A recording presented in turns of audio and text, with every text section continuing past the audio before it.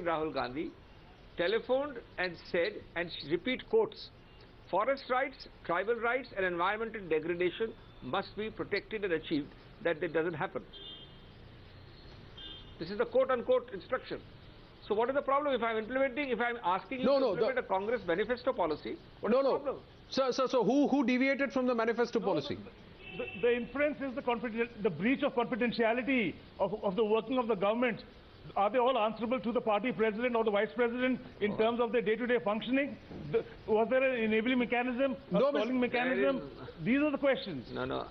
I think you need to relearn the constitutional mechanics.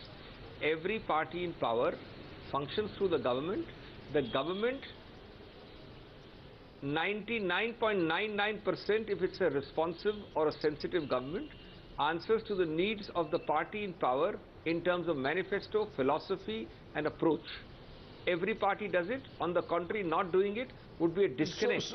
That's all that happened, and the funniest part is are you trying to say that the philosophy changed 100 days before the elections, before the general elections, Mr. Abhishek Singhvi? A constitutionally mandated government is the one that is empowered to do their job. You are saying that. I am not saying that. On the contrary, what you can't have a remote control or a real control. You have to have a control of the government. Sir, where is the remote control? Yes. Where is the remote control? The remote control arise because the government's policy matches perfectly with the UPA philosophy and the Congress philosophy. The only issue was that far from protecting tribal rights and forest rights, there was a situation where 60-70 files unconnected with such issues were being delayed.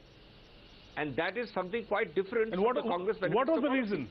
So today, after 1 year, we are analyzing or doing a post-mortem at the behest of someone.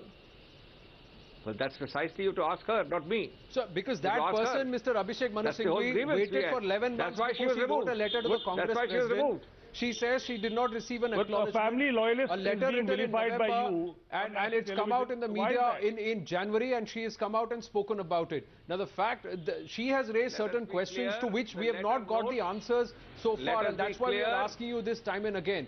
Why keep everything under wraps and not speak out then? If there was reason enough to sack her, and I'm sure there would be evidence enough to tell the world that no, this person was not doing her job right. But that never came to the fore. That never came to the fore. It's coming out now. It's today that you have called her a liar and a hypocrite and an opportunist. Nobody said anything when that letter was written in November 2014. The Congress party didn't come out and say this is falsitude.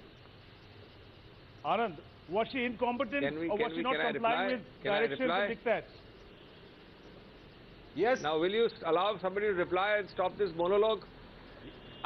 There is not a single point made in the letter or in the press conference that has not been answered point by point in my press conference today or in the questions you put me.